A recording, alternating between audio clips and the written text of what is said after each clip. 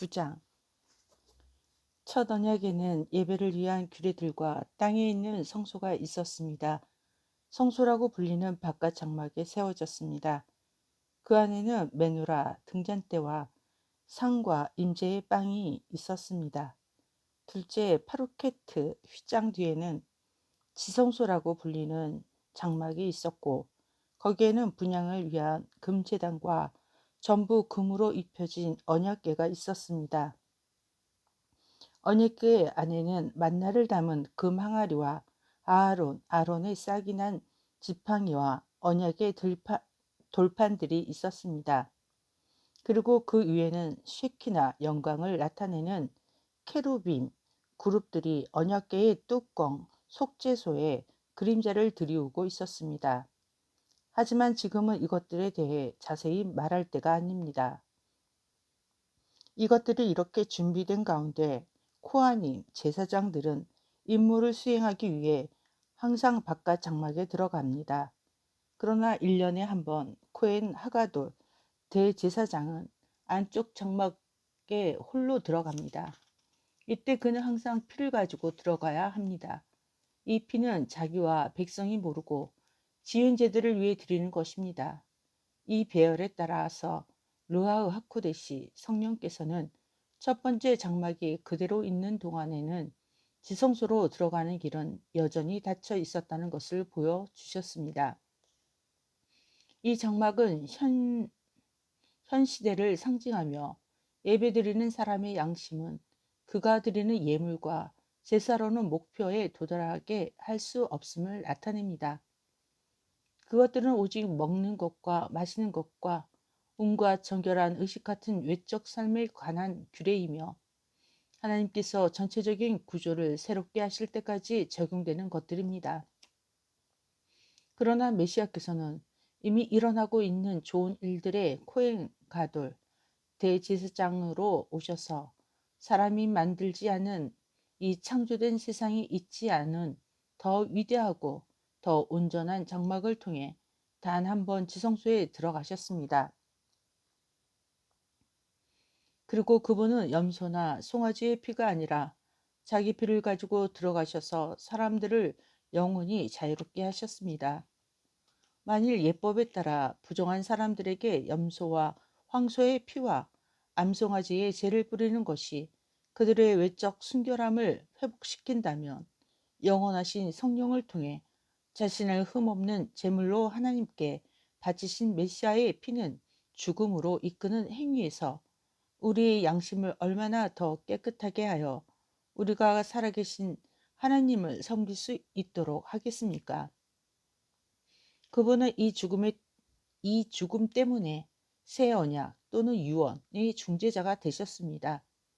그분께서 첫 언약 아래서 저질러진 죄에서 사람들을 자유롭게 하려고 죽으셨기에 부르심을 받은 사람들은 약속된 영원한 유업을 받을 수 있게 되었습니다. 유언이 있는 곳에는 그 작성자가 죽었다는 증거가 꼭 필요합니다.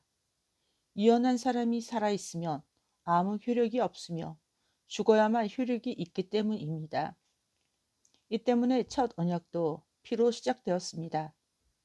모세가 토라의 모든 명령을 온 백성에게 선포한 후 송아지의 피를 물과 함께 가져와서 진홍색 양털과 하숲에 적셔서 두루마리와 모든 백성에게 뿌리면서 이것은 하나님께서 여러분을 위해 정하신 언약의 피입니다. 라고 말했습니다.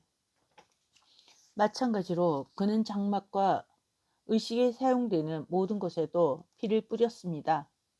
토라에 따르면 거의 모든 것이 피로 깨끗하게 됩니다. 진실로 피 흘림이 없이는 죄들의 용서도 없습니다. 하늘의 복제품들은 이런 식으로 깨끗하게 되어야 하지만 하늘의 것들은 이보다 더 나은 희생 제물이 필요합니다. 메시아께서는 참 지성소의 모형에 지나지 않는 인간이 만든 곳에 들어가신 것이 아니라 하늘에 있는 지성소에 들어가셨습니다. 이는 우리를 위해 하나님 앞에 지금 나타내시려 한 것입니다. 더욱이 그분은 자신의 피가 아닌 다른 피를 가지고 해마다 지성소에 들어가야 하는 코엔 하가도 대제사장처럼 자신을 거듭 드리기 위해 하늘에 들어가신 것이 아닙니다. 그랬다면 그분은 세상이 창조된 이래로 죽음을 많이 당하셨을 것입니다. 그러나 그분은 자신을 희생 제물로 드려서 죄를 없애려고 마지막 때에 한 번 나타나셨습니다. 사람들은 한 번은 죽으며 그 후에는 심판이 옵니다. 그렇게 메시아께서도 많은 사람의 죄를 감당하시려고 단번에 자신을 바치셨습니다. 그분께서 두 번째 오실 때는 죄 때문이 아니라 자신을 간절히 기다리는 사람들을 구원하시기 위해 오실 것입니다. 10장. 토라에는 앞으로 올 좋은 일들의 그림자가 있지만 원형들의 실제 모습이 아닙니다.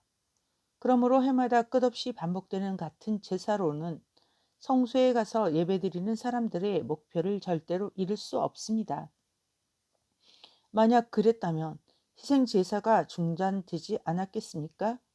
예배를 드리는 모든 백성이 단번에 씻겨졌다면 더는 그들의 양심의 죄들이 있지 않을 것입니다. 그러나 정반대입니다. 이 제사들은 해마다 죄를 기억나게 합니다. 이는 황소와 염소들의 피가 죄들을 없앨 수 없기 때문입니다. 이 때문에 그분께서 세상에 임하실 때 말씀하십니다. 짐승의 제사와 소제물을 드리는 것은 당신의 뜻이 아닙니다. 오히려 당신은 나를 위해 한 몸을 준비하셨습니다. 당신은 번제와 속죄제를 기뻐하시지 않았습니다. 그때 내가 말했습니다. 보십시오. 두루마리 책이 나에 대해 기록되었습니다. 나는 당신의 뜻을 행하러 왔습니다. 그분은 처음에 당신은 희생제사와 번제와 속죄제와 토라에 따라 드리는 것들을 원하지도 기뻐하지도 않으셨습니다. 라고 말씀하시고 보십시오.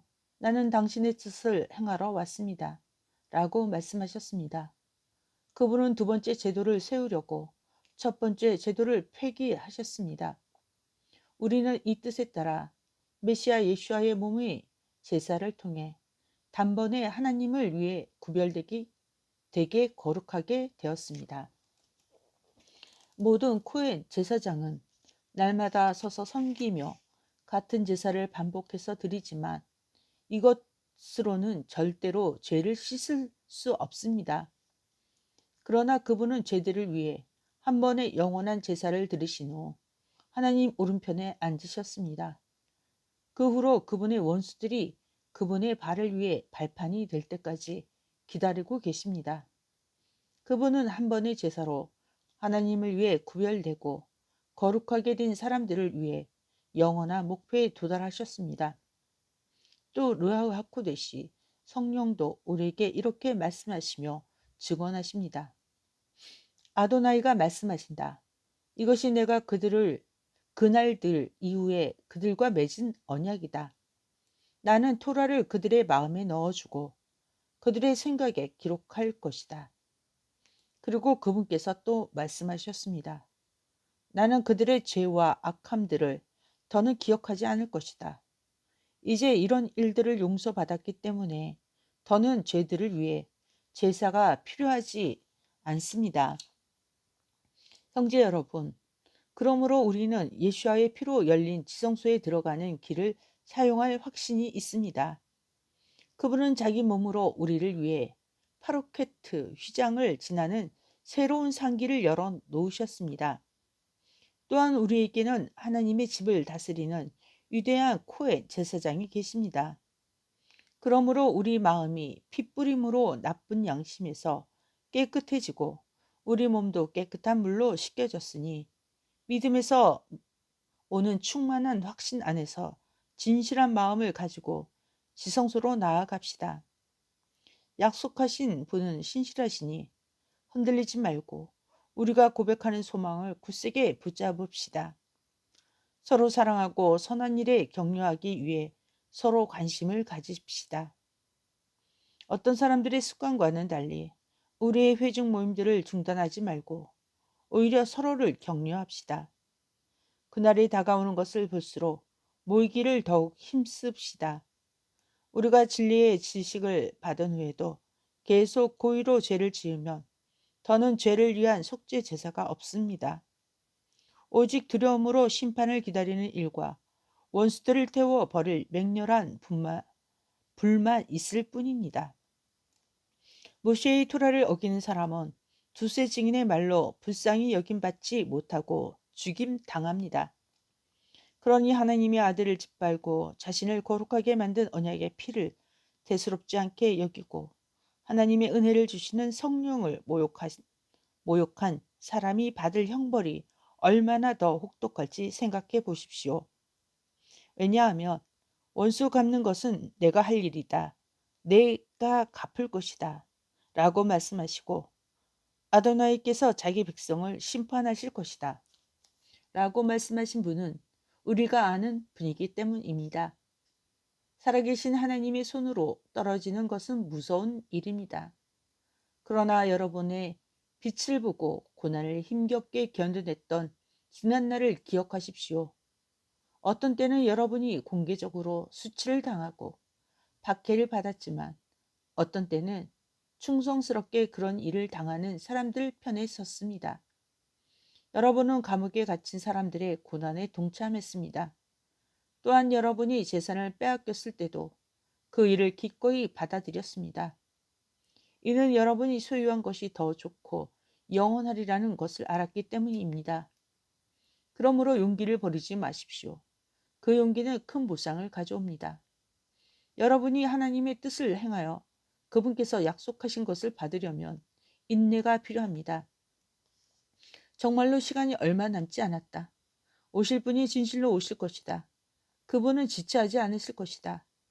그러나 이로운 사람은 그의 신실함으로 자기의 삶을 살 것이다. 만일 그가 물러서면 내가 그를 기뻐하지 않을 것이다. 그러나 우리는 뒤로 물러서서 멸망할 사람들이 아닙니다. 오히려 우리는 계속 믿고 우리의 생명을 보존할 것입니다. 아멘.